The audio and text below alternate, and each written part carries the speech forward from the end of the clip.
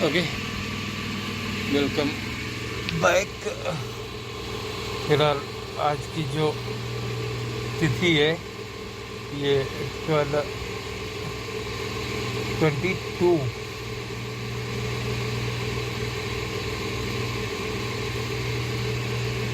April 2025। Live location my home का है, यानी कि सैसनपुर चौराहे से थोड़ा हट के।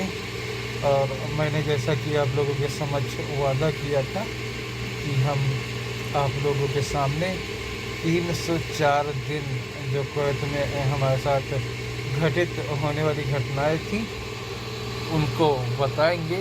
तो फिलहाल वो वक्त टाइम समय आ चुका है और हम आप लोगों के सामने वो सारी घटनाएं पेश कर रहे हैं। आप अनुमान लगाइए कि ये घटना था या फिर किसी की सोची समझी साजिश। हाँ, क्योंकि जो जानकार लोग हैं वही लोग ऐसा कर सकते हैं। तो ज़्यादा देर ना करते हैं, हम तुरंत के तुरंत आप लोगों के समक्ष वो 304 दिन कुवैत में जो घटनाएं हमारे साथ फॉलो हुई, जो लोग जानते हैं फिलहाल उन लोगों के सामने ये आंखों देखा हाल होगा, लेकिन जो नहीं जानते उन लोगों के सामने आज से 11 साल पहले हमारे साथ क्या हुआ था उन चीज़ों का सच उन लोगों के सामने होगा। और उन चीज़ों के आधार पर हम कौन है अपना इंट्रोडक्शन देना फिलहाल बहुत ज़रूरी है। जी हाँ, बिल्कुल, इंट्रोडक्शन के आधार पर, डॉक्यूमेंट्स के आधार पर हमारा नाम है वो आप लोग जानिए। जी हाँ, बिल्कुल, हमारा जो नाम है वो Imran Ahmad son of Mukhtar Ahmad. Date of birth 12/12/1992। Education हमारी जो है यानी कि शैक्षिक योग्यता उसमें हमने BA फर्स्ट ईयर 2013 तक पास किया है। इसके बाद आगे की बात करते हैं तो हमारा रोजगार व्यवसाय जो है वो किन चीज़ों से प्रेरित है। फिलहाल हम इन चीज़ों से 1996 से लेकर कंटिन्यू रूप से वर्किंग है, जहां हमारा काम इलेक्ट्रॉनिक के आधार पर AC/DC पे हम वर्किंग है। हमारा जो डिप्लोमा है वो 2006 में रेडियो TV VCR रिपेयर राजकीय पॉलिटेक्निक बहराइच से संबंधित। इसके अलावा हमने 2006 में यानी कि 2006 में नोकिया 3120 से इंटरनेट ईयर सर्विस शुरू की।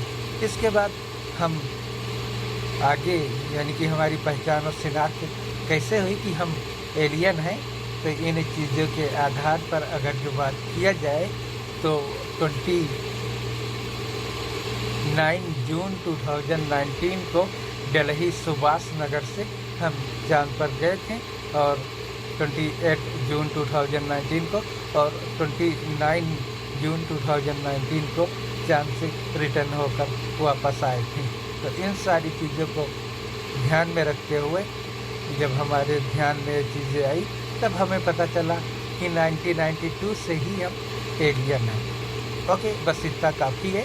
और अब आगे की कहानी जो 304 दिन कुवैत में हमारे साथ मुझ मासूम भोले भाले के साथ फॉलो की गई उसकी एक झलक जो कि 40 पेज में है, लेकिन लिखित तौर पर ये 26 पेज में है। तो उन चीज़ों को हम आप लोगों के समक्ष रख रहे हैं तुरंत के तुरंत। चलिए ज़्यादा देर न करते हुए तुरंत हम आप लोगों के सामने ये रही वो फाइल।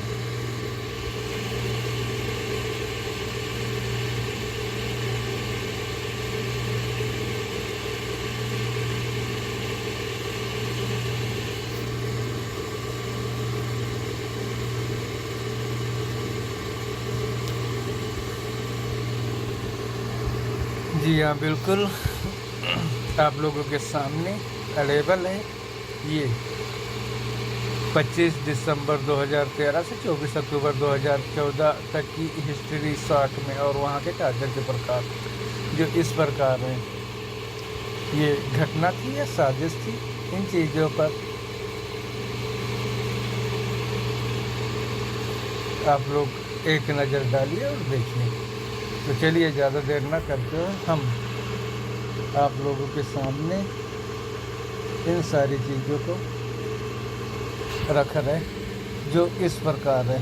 25 दिसंबर 2013 को मैं इंडिया से कुवैत गया। एयरपोर्ट पर कोई रिसीव करने नहीं आया। मेरे पास कुवैती का नंबर था जो मुझे लियाकत मामू ने दिया था। उसके अलावा मेरे कुछ रिश्तेदार कुवैत में मौजूद थे उस समय, जिनको मैं जानता था और उनके मोबाइल नंबर मेरे पास थे। कुवैती का नाम माजिद था और मेरे रिश्तेदारों के नाम इस प्रकार हैं: रियाज मामा, रिजवान, फिरोज, ललो, नाने, रियाज, सज्जाद, जुबैर के अलावा रियाज। मैं 24 दिसंबर 2013 को घर से कुवैत के लिए चल दिया। मैं 24 दिसंबर 2013 को घर से कुवैत के लिए चल दिया। उसके लिए मुझे एक प्लेन की ज़रूरत थी, लेकिन उस प्लेन को अगर बैलगाड़ी कहा जाए तो अच्छा होगा। उस प्लेन में ना खाने की चीज़ों को दिया गया और ना ही उस प्लेन में ढंग का टॉयलेट था। खैर, किसी तरीके से मैं रोते गाते भूखे पेट दुबई पहुंचा। वहां मैंने अपनी ज़रूरतों को पूरा किया। टॉयलेट और खाने के नाम पे बिस्कुट और काफ़ी एयरपोर्ट पे मौजूद थे। मेरे पास कुछ इंडियन करेंसी थी, उसको मैंने दिरहम में कन्वर्ट करवाया और उसी से सामान खरीदा। घर के बाद 4 घंटे के बाद प्लेन चेंज करने के बाद कुवैत जाने के लिए दूसरी प्लेन पकड़नी थी। दूसरी प्लेन टाइम के बाद इस 1 घंटे लेट थी। प्लेन में बैठने के बाद मुझे 1 घंटे इंतज़ार करना पड़ा। उसमें भी खाने की चीज़ों के नाम पे सिर्फ पानी था, जो बगल में बैठी 2 औरतों ने मुझे दिया था, जो अरबिक थी। मैं उनसे बात की क्योंकि उनके पास मोबाइल था और कुवैत में फ़ोन करने के लिए रियाज मामा का नंबर दिया। उन्होंने फ़ोन नहीं दिया।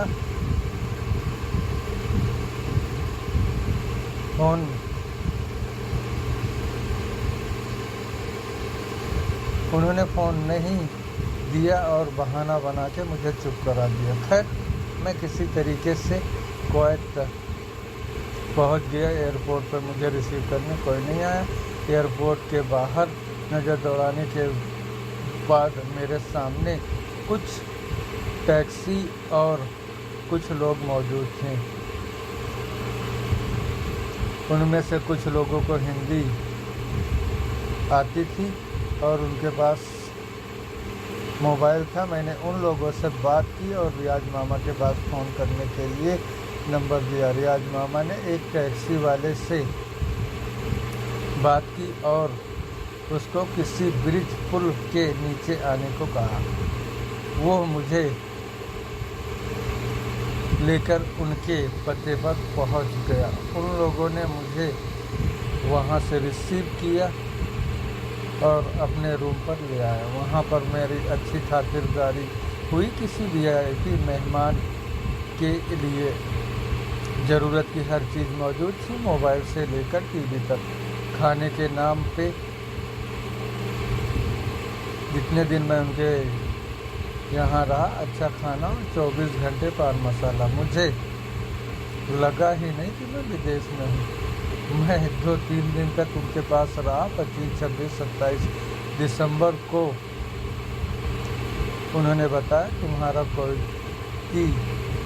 से मैंने बात कर ली है, आज या कल वो आएगा, तुमको अपने साथ लेकर जाएगा। ठीक 27 दिसंबर को कोयती आया और मुझे लेकर रियाज मामा मुझे छोड़ने उसके पास गए। रियाज मामा ने कोयती के नाम न देने पे मुझे काम देने और अपने इलेक्ट्रॉनिक काम देने का वादा और 4-5 दिनार रोज़ का बताया था, और काम सीख लेने के बाद 10-20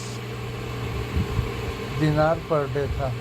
मैं कुवैत के साथ चला गया और कुवैती के सामने उन्होंने उससे कुछ बात की और मुझसे कहा, तुमको अरबिक लिखना आता है या नहीं। यहाँ पे उन्होंने इंजीनियरिंग और उसकी सैलरी की बात की थी। रियाज मामा ने मुझे कुवैती के हवाले किया और मुझे कुवैती लेकर अपने साथ चल दिया। रास्ते में वह लोगों से मिलता हुआ जाता था। वहीं पे एक दूसरी कंट्री की अन्य कंट्री की लड़की से मुलाकात की। मुझे ऐसा लगा था जैसे वहाँ पे कोई मेरा इंतज़ार कर रहा था। रास्ते भर कुवैती के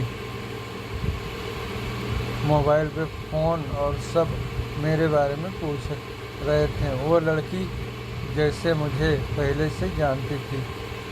उसने ऐसा दिखाया वहाँ पे सिर्फ गालों को चूमा जाता था और गले भी नहीं लगाते थे। सबसे मिलते जुलते रास्ते में वो मुझे लेकर मंगाफ मोबाइल मार्केट लेकर गया था। वहाँ पर ओसान नाम के एक लड़के से मेरी मुलाकात हुई थी और कुवैती ने उसको पूरे 10 दिनार दिया था। फिर वहाँ से लेकर मुझे सीधा एक घर पे पहुँचा। मैंने दरवाज़ा खुलने का वेट कर रहा था लेकिन ऐसा हुआ नहीं। उसी घर के बगल में एक छोटा सा दरवाज़ा था, उसे ठोका और उसमें से एक लड़का निकला जिसका नाम नवाज था और वो उस घर का ड्राइवर था। मुझे उसके पास छोड़ा और खाने के लिए राइस लाने को कहा, बट रात के 2 बज रहे थे। खाना मिलता कहाँ से। मैं अंदर जाके देखा तो वो एक रूम था जहाँ आधे में फिलहाल टॉयलेट था और आधे में ड्राइवर बड़ी मुश्किल से रहता था। इस कारण सुबह कुवैती ने कहा वो सुबह आएगा और मुझे दूसरे रूम में शिफ्ट कर देगा जहाँ पे दुकान और उसके साथ 4-5 लोग और काम करने का टाइम सुबह 10 से 2 और 4 से 9 PM तक। सुबह को मैं ठीक 6 AM पे उठा। नौकरानी यानी खद्दामा आई। उसने मुझसे अरबिक में कुछ कहा, मेरी समझ में कुछ नहीं आया क्योंकि जिस रूम में मैं था उसका डोर लॉक हो गया था। मैंने कोशिश कर रहा था, वो खुल नहीं रहा था। उसने इशारे से मुझसे बताया कि ये बिना चाबी के नहीं खुलेगा, मुफ्ता हुआ। मैंने ड्राइवर का नाम लिया। थोड़ी देर बाद ड्राइवर वापस आया और उसने दरवाजे का लॉक खोला। मैं अंदर गया।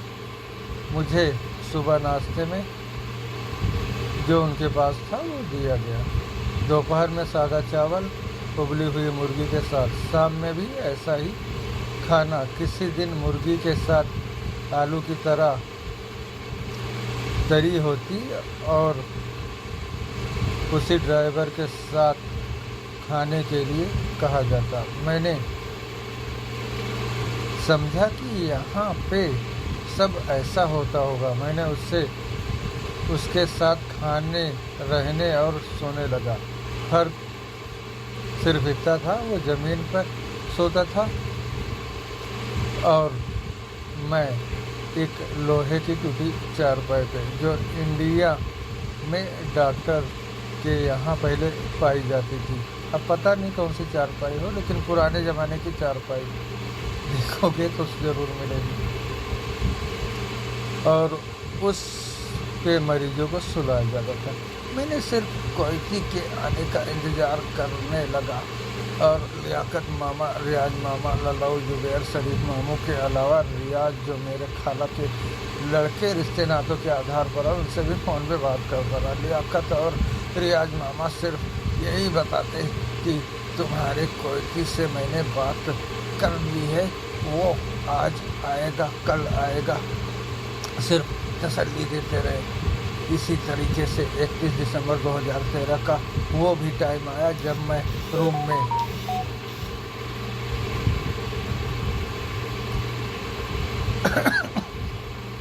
मैं रूम से बाहर निकला और उस लाइन में जितने घर थे उनको देखता।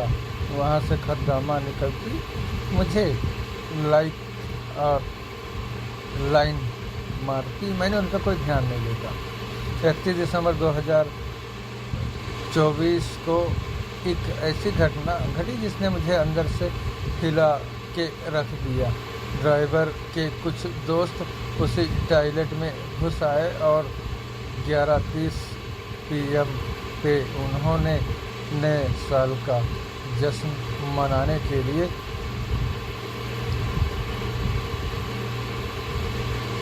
मैं इतने अनजान लोगों को देख कर घबरा गया और डर के चुपचाप बिस्तर पे लेटा रहा। 12 बजे ही उन लोगों ने शराब की बोतल खोलनी शुरू कर दिया और अपने साथ लाई हुई मुर्गी को खाना शुरू कर दिया। मेरे होश उड़ गए क्योंकि मेरे पास जो जानकारी थी उन चीज़ों के आधार पर कुवैत में शराब बैन थी। उड़ गए, काटो तो खून नहीं। मैं चुपचाप सब देखता रहा। इसके बाद उन लोगों ने उसी टॉयलेट में मार करना शुरू कर दिया।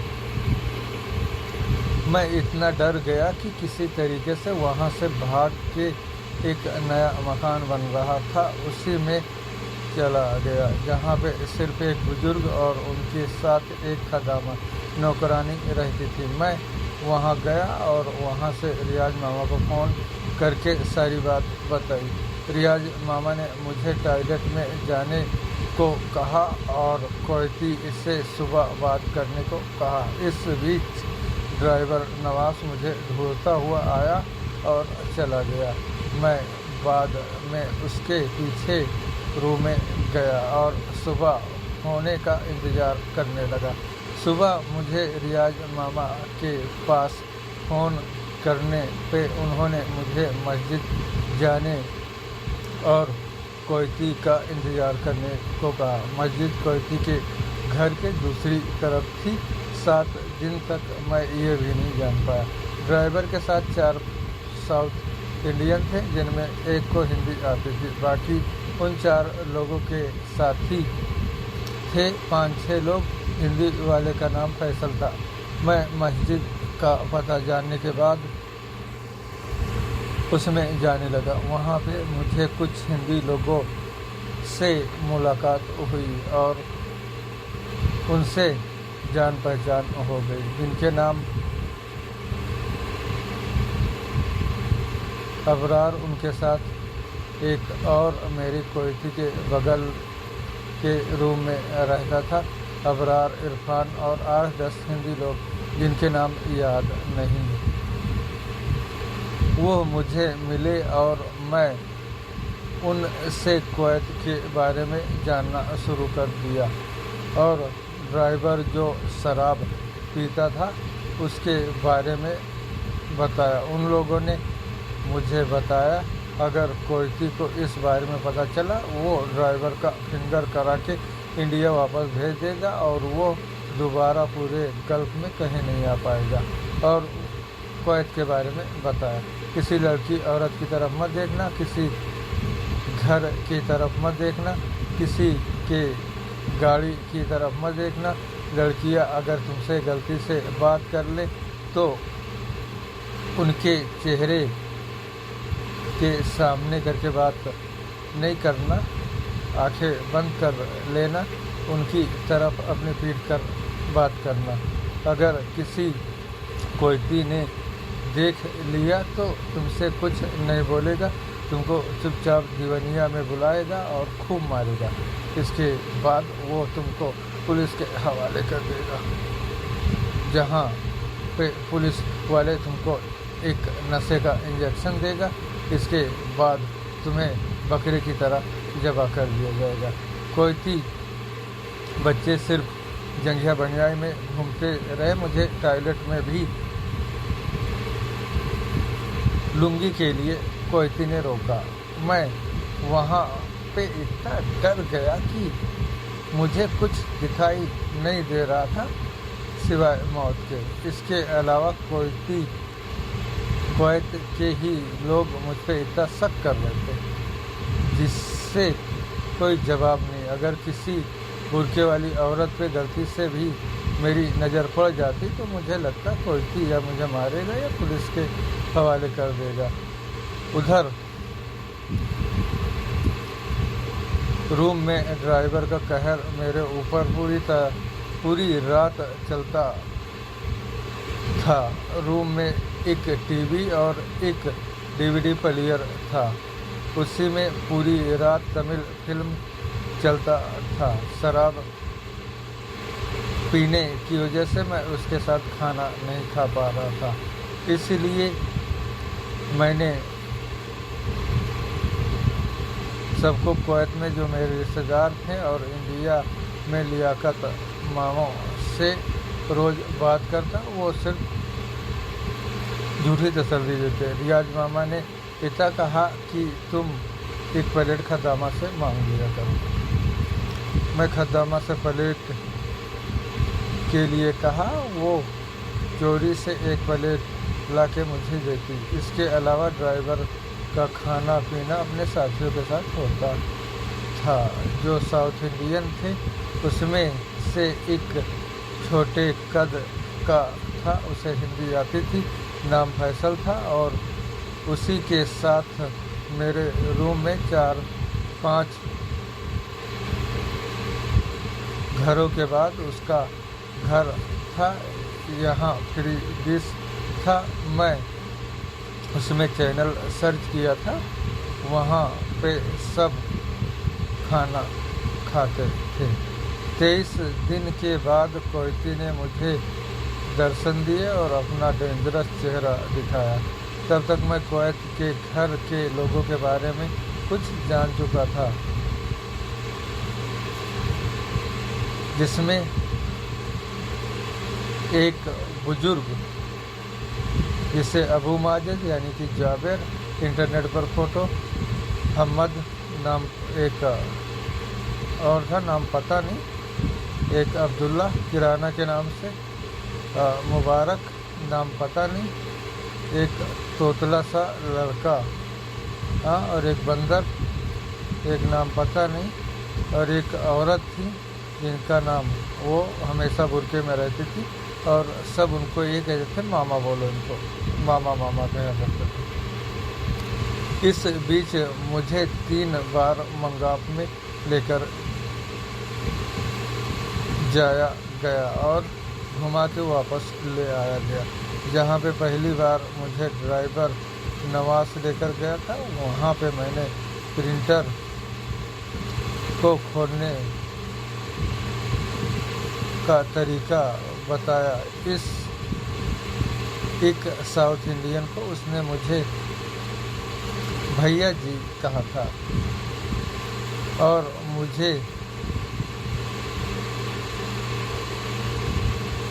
छोड़ दिया गया और उसने मुझे कुछ पैसे दिए थे, जिससे एक सफारी नाम का पान मसाला था। वहीं पे साकिर मामू का फ़ोन आया था। काफ़ी देर इंतज़ार करने के बाद मुझे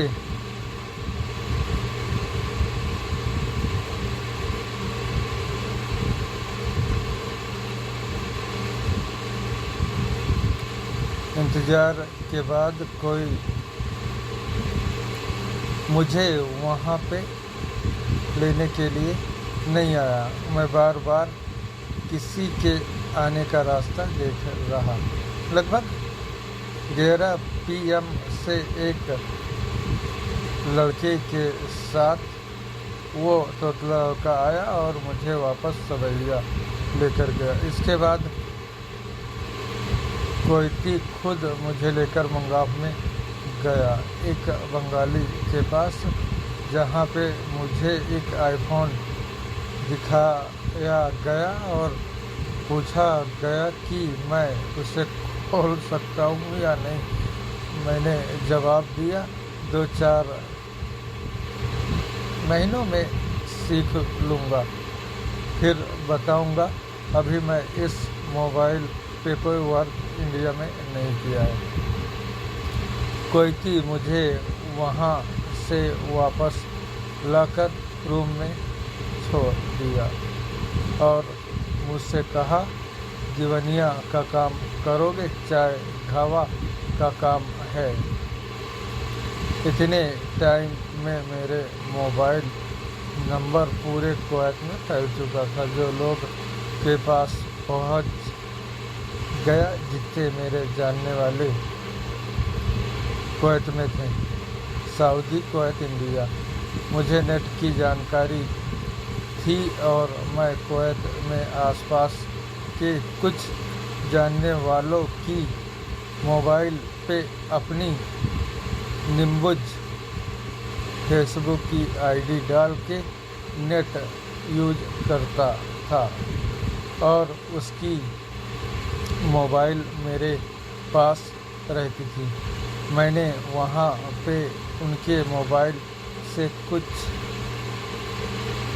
साइटों पे सर्च करता था, जिसमें कुछ पुरान साइट भी थी।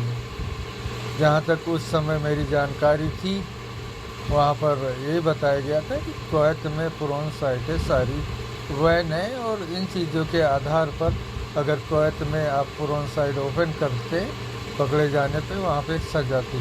और सज़ा तो जो वहाँ के जानने वाले लोग थे, उन लोगों ने तो मुझे बता ही दिया था। तो इस कारणवश अगर जो कोई जानने वाला है या कोई हमारे मोबाइल को ट्रेस, क्योंकि हम जानते थे ना इंडिया में IP एड्रेस या कुछ और इन चीज़ों के बारे में कुवैत में जो हमारे साथ रहने वाले थे, उन्होंने भी इसकी जानकारी दी थी कि अगर जो ट्रेस किया तो वहाँ पर सज़ा हो जाती है। और सज़ा उन लोगों ने बताया ही था और जो स्थिति परिस्थितियाँ हमारे सामने थी उन चीज़ों के आधार पर। तो चलिए, ये सारी चीज़ें थी। इसके अलावा मेरे पास कोई काम नहीं था। आसपास के लोग मुझे सुसाइड का तरीका और डरा रहे थे और काम के लिए बता रहे थे, बाहर निकल जाओ, ज़्यादा पैसे मिलेंगे। इसके अलावा भागने पे बिना इकामा बताखा के काम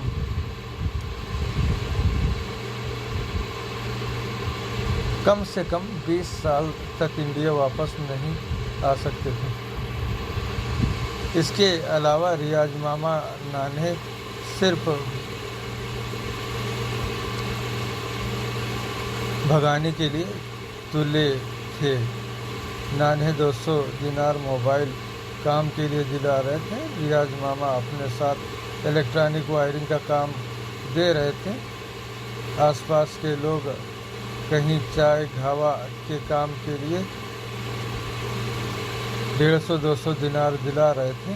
4 घंटे ड्यूटी के लिए। इसके अलावा 1-2 दिनार अलग से मोबाइल काम के लिए।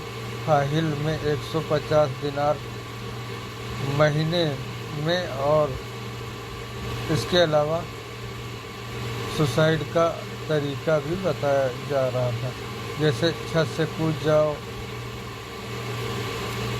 कार्बन की, हाँ, बहुत से ऐसे तरीके थे। जब मैं उनके पास जाता या वो मेरे पास आते, तब वो लोग इस तरीके की बातें मुझसे करते। कोयती मुझसे कहता, तुम यहाँ पे खाने और सोने के लिए आए हूँ। गाड़ी साफ करो, मैं तुमको इसकी सैलरी दूंगा। अबरार ने मेरे सामने उसे बात की थी। उनकी पहचान थी कोयती से। मैं गाड़ी साफ करने जाता, उसके लिए मेरा मजाक बना जाता। कोयती किंग जाबिर इंटरनेट फोटो कहते इनको कोई काम नहीं आता। वो फरा जापुर में भेड़ बकरों के साथ छोड़ दूँ, ये वहीं पे बकरियों को चराए। लॉन्ड्री वाले ने मेरे सामने बात की थी और हिंदी में ट्रांसलेट करके बताया था। इतने टार्चर के बाद कोयत के ड्राइवर नवाज ने एक दिन मुझसे कहा, कोयती चाय घावा का काम दे रहा है और 70 दिनार महीने में सैलरी देगा, बाद में बढ़ा देगा। लेकिन 2 दिन कोयती सुबह सुबह आया और मुझे गाड़ी साफ करने के लिए कहा और सुबह आके टॉयलेट में 7 AM पे जब मैं सो रहा था मुझे उठाया और मारा डाटा और मेरे कमरे की तलाशी इस तरीके से ली जैसे मैं कोई चोरी करके सो रहा हूँ या किसी लड़की के साथ तो नहीं था। मेरे तो होश उड़ गए उसके तेवर देख के। मैं किसी भी तरह से वहाँ गाड़ी साफ करने गया, लेकिन मेरे दिल में एक तरह का खौफ बैठ गया था। हाँ, एक वहम बैठ गया था, हो ना हो अब तो मैं गया। वहाँ पे लियाकत मामा ने मेरे अलावा और जिन लोगों के भेजा था वो लोग कोयती के साथ वहाँ आए हुए थे, जिनमें मैं 2 लोगों को जानता हूँ। जिसान और एक प्लम्बर के काम के लिए गया था। कोयती को मेरे लिए बॉलीवुड के फिल्मों में जितने खलनायक थे सबसे बढ़कर था, लेकिन उसकी भी तो औकात देखी जा सकती है। मैं अकेला और उसके पीछे पूरा क्वार्ट। बस बैंक पैसे दे दे, इसके बाद पाताल में भी छुपा हूँ। लेकिन उसके घर में कुछ और भी थे जो कभी मेरे साथ अच्छा और कभी बुरा करते थे। उसके बाद मेरे मेडिकल के लिए मुबारक कोयती लेकर गया। मेरे रिपोर्ट आने के बाद मेरा बताखा आईडी बनती। टॉर्चर और डर दबाव की वजह से सिर्फ मैं अपने रिश्तेदारों के पास जाना चाहता था और मैं वहाँ से बिना इकामा के भागा तो वहाँ के कानून के हिसाब से 20 साल वहाँ की जेल में रहना पड़ता। वापस इंडिया आने का सिर्फ मेरे पास एक ही रास्ता था, इकामा लो लेकर अपने लोगों के साथ काम पे लग जाओ, पैसा कमा के इंडिया वापस चला जाऊँ। मेडिकल के बाद रियाज मेरे रूम में आए पहली बार 1 महीने के बाद। रियाज से पहले मेरे पास जुबैर भाई पहुँचे थे और उन्होंने मेरे बगल में रह रहे लॉन्ड्री वालों से मेरी पहचान कराई थी और टाइम पास के लिए उनके पास जाने को कहा था। इसके अलावा कोयती के घर से उनके मेरे पास आने पे चाय के साथ कुछ अच्छी चीज़ों उसको दिया गया, जैसे केक बिस्कुट टॉफ़ी कम्फर्ट दिया खाने के लिए। जिससे यही लगता है कि कोयती के घर वालों से उनकी अच्छी खासी पहचान थी और वो लोग जुबैर को अच्छी तरीके से जानते थे।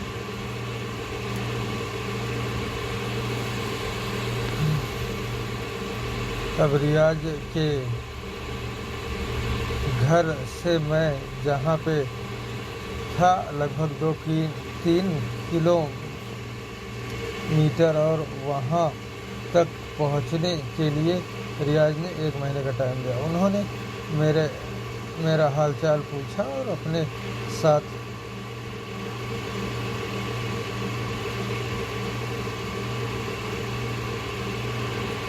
बियर लेकर आए थे। हम दोनों ने उसे पिया और फ़ोन करने के लिए उन्होंने मोबाइल दिया। उसके लिए उन्होंने मोबाइल निकाला झोले से और मुझे कहा, यहाँ पे नेट चोरी से चलाया जाता है, अगर पुलिस वाले पकड़ लें तो सीधा चलो मैं पकड़ लें तो सीधा फांसी होती, मौत की सज़ा कैसे देते मुझे पता है, मुझे बताने की ज़रूरत नहीं। फिलहाल इसमें बहुत से करप्शन हमने किए हैं लाइब्रेरी रिकॉर्ड के तौर पर। बहुत से करप्शन किए हैं, क्योंकि जिस तरीके की चीज़ें अगर जो उन सारी चीज़ों को पूरी तरीके से इसमें बताने की कोशिश की गई, आदमी पगला जाएंगे। तो इसीलिए करप्शन कर और जहाँ तक और करप्शन कर दे, लेकिन इसमें पहचान और शिनाख्त हमारी बदल सकती है। तो इस वजह से हल्के फुल्के वर्ड्स, यानी कि उन लोगों के आधार पर जो बदतमीजियाँ हमारे साथ फॉलो की गई, उनको ये नहीं पता था कि किसी इंसान के साथ इस तरीके की चीज़ों को, यानी कि सोच समझ के सारी चीज़ों को बोला जाता है। कौन कैसा क्या कैसा, अगर जो उन चीज़ों को हमने रख दिया तो फिलहाल या तो हम पागल हो जाएंगे या फिर जो इनके पास ये चीज़ें पहुँचेंगी वो पागल हो जाएंगे। तो इसलिए इसमें जो वर्ड्स या अल्फाज लिखे हुए हैं, हम उसमें थोड़ा बहुत करेक्शन कर रहे हैं। यानी कि मान के चलिए 90 में से 100 जो है इसमें मात्र 10%, क्योंकि कुछ अल्फाज वह ऐसे होते जो हमारी इंडियन सभ्यता के आधार पर फ़िलहाल उनको दूसरे एंगल से देखा जाता है, और उन चीज़ों के आधार पर हम उसमें करप्शन ज़रूर कर रहे हैं कि उनको सुधारने की कोशिश की जाए, क्योंकि हम भारतीय सभ्यता के अनुरूप हैं। और अगर जो और सारी चीज़ें जो फाइल हुई लैंग्वेज में हिंदी है, और अगर जो उसमें हमने इन चीज़ों को सुधारा तो फिलहाल अच्छा रहेगा। तो इस वजह से इन सारी चीज़ों को काट कूट कर उसके बाद आसपास के लोगों से मैंने अपनी मजबूरी मकसद बताया, क्योंकि मैं जानता था जिस दिन मुझे चेक किया गया तो सिर्फ एक ही क्राइम सामने आएगा, एक ही क्राइम सामने आएगा कि इसने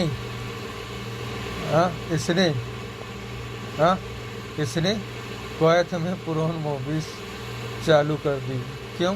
क्योंकि वहाँ पर जो सर्च बार थे फिलहाल वहाँ ब्लॉक थे, सारी पुरानी साइटों को ब्लॉक करके रखा गया था, और इस वजह से हमने उन चीज़ों के आधार पर इंटरनेट द्वारा उन साइटों को बाहर निकाल दिया था। दूसरे इंटरनेट यानी कि भारतीय इंटरनेट पोर्टल, अब पता नहीं कुवैत में कोई दूसरा इंटरनेट चल रहा हो।